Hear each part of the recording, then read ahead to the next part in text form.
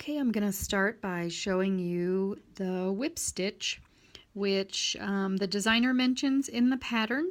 It's one of the two stitches I'm going to show you on how to edge your applique pieces. So with the whip stitch, I'm using a chenille needle. It's a number 24. Lots of different brands that make them. So that's the size I like, chenille needle number 24, and I'm using a 12 weight thread. You can use floss. If you're going to use floss, use 2 strands, or you can get the thread pack that I had mentioned.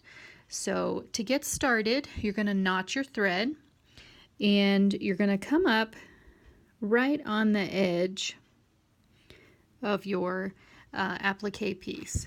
Go ahead and pull all the way through, and then you're going to take a little stitch. The size of the stitch for me depends on the size of the applique piece. There's no right or wrong. You can go a large stitch, gives it a little bit more of a folk art look to it.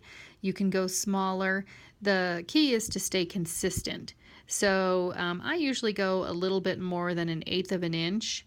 So I'm going to go down into the wool, and then I'm going to come up. What I'm trying to do is keep the space from where I started to where my needle comes up the same distance as the size stitch I took. So I'm going to come up, and I'm going to have a little straight stitch into the wool.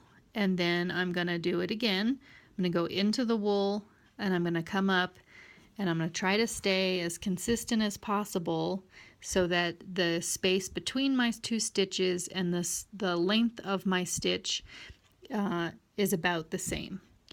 And you just continue on all the way around your piece like that. It's a very quick way to stitch your applique pieces down,